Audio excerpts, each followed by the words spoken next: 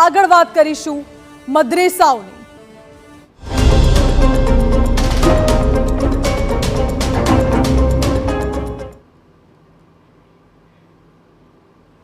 રાષ્ટ્રીય બાળ અધિકાર સંરક્ષણ આયોગના આદેશ બાદ રાજ્યના 1100 થી વધુ મદ્રેસાઓમાં સર્વે હાથ ધરાયો હતો।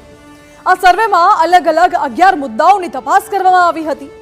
દિવસભર અનેક જિલ્લાઓ અને શહેરોમાં અધિકારીઓની ટીમ દ્વારા સર્વે કરાયો હતો।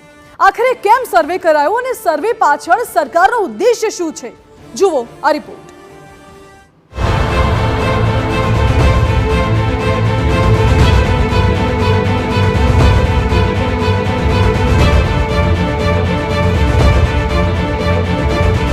રાજ્યમાં મદ્રેસાઓનું સર્વે।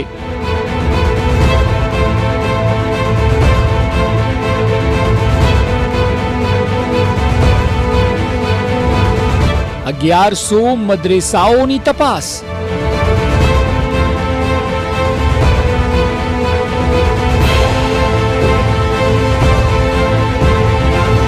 દિવસભર ગુજરાતના અલગ અલગ જિલ્લાઓમાં અને શહેરોમાં મદ્રેસાઓમાં શિક્ષણ વિભાગના આદેશ બાદ સર્વેની કામગીરી હાથ ધરાઈ હતી।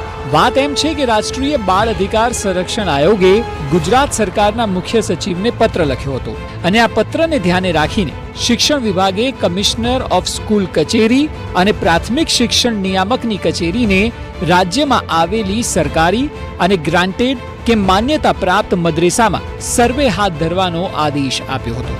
મદ્રેસામાં ભણતા બિન મુસ્લિમ બાળકો બાબતે ભૌતિક ચકાસણી કરવા અને મદ્રેસાઓનું મેપિંગ કરવા તેમજ મદ્રેસાઓમાં ભણતા તમામ બાળકો અન્ય સામાન્ય સ્કૂલોમાં નિયમિત શિક્ષણ મેળવે છે કે નહીં તેની તપાસ કરવા માટે આદેશ કરવામાં આવ્યો હતો।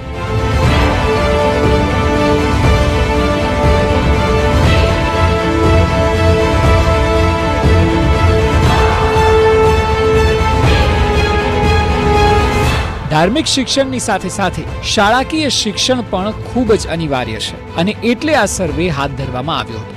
આપની ટીવી સ્ક્રીનની તસવીરોને જોશો એટલે આપને ખ્યાલ આવી જશે કે આખરે કઈ કઈ જગ્યાએ આ સર્વે કરાયો। અમદાવાદ, વડોદરા, ખેડા, ગીર સોમનાથ, જામનગર આ તમામ જગ્યાએ 2 સભ્યોની ટીમ દ્વારા સર્વે હાથ ધરાયો, જેમાં કુલ 11 મુદ્દાઓની તપાસ કરવા માટે શિક્ષણ વિભાગને જવાબદારી સોંપવામાં આવી હતી। અલગ અલગ શહેર અને જિલ્લાના અલગ અલગ મદ્રેસાઓમાં આ કામગીરી દિવસ દરમિયાન જોવા મળી હતી।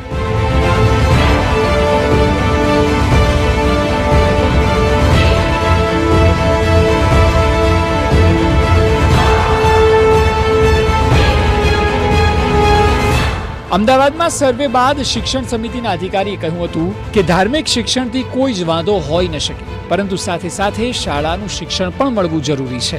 માત્ર એટલે જ આ સર્વે હાથ ધરાયો હતો અને તમામ લોકોનો સહયોગ પણ મળ્યો છે। સાંભળો। બાળકોને ધાર્મિક શિક્ષણ આપવામાં આવે એની સાથે રાજ્ય સરકારને કે સ્થાનિક સત્તાતંત્રને કોઈ વાંધો નથી, પરંતુ બાળકોના મૂળભૂત અધિકારોનું જે પ્રાથમિક શિક્ષણ મળવું જોઈએ એની ચિંતા શિક્ષણ વિભાગ દ્વારા રાજ્ય સરકાર દ્વારા કરવામાં આવેલી છે। આજે જુદા જુદા સ્થળો પર 175 જગ્યાએ અમારી લગભગ દરેક ટીમની અંદર 2 સભ્યો છે। ખૂબ મોટી સંખ્યાની અંદર મુસ્લિમ શિક્ષકો જોડાયેલા છે।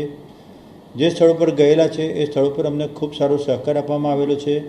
આ તરફ વડોદરા શહેરના 29 જેટલા મદ્રેસાઓ એવા હતા કે જ્યાં આ તપાસ હાથ ધરાઈ, જેમાં શિક્ષણ અધિકારીની અલગ અલગ 15 ટીમ દ્વારા તપાસ કરાઈ હતી। અહીં પણ મુખ્ય બાબત એ જ હતી કે ત્યાં ભણતા બાળકો શાળાકીય અભ્યાસ કરે છે કે નહીં, તેઓ શું ભણી રહ્યા છે।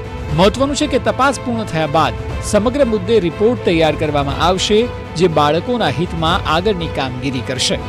જામનગરના 4 મદ્રેસામાં 10 ટીમો દ્વારા સર્વે હાથ ધરાયો અને કેટલા બાળકો મદ્રેસામાં અભ્યાસ કરે છે અને તેઓ શું અભ્યાસ કરે છે, સાથે શાળાકીય અભ્યાસ કરે છે કે નહીં તે અંગેની માહિતી મેળવાઈ। સાથે જ નીતિ નિયમોના પાલન અંગે પણ તપાસ હાથ ધરાઈ।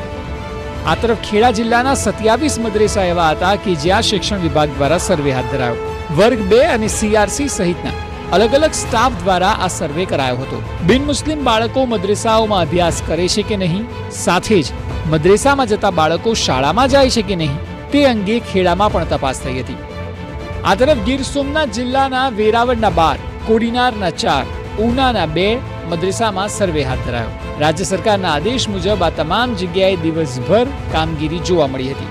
કેન્દ્ર સરકારના નિયમો મુજબ જ આ કાર્યવાહી કરાઈ છે. તેનો ઉદ્દેશ એ છે કે મદ્રેસામાં શિક્ષણનું સ્તર જાણી શકાય, એ સિવાય શાળાકીય શિક્ષણ બાળકો મેળવે છે કે નહીં એ જાણી શકાય, અને બિન મુસ્લિમ વિદ્યાર્થીઓ જો હોય તો તેમની સંખ્યા કેટલી છે.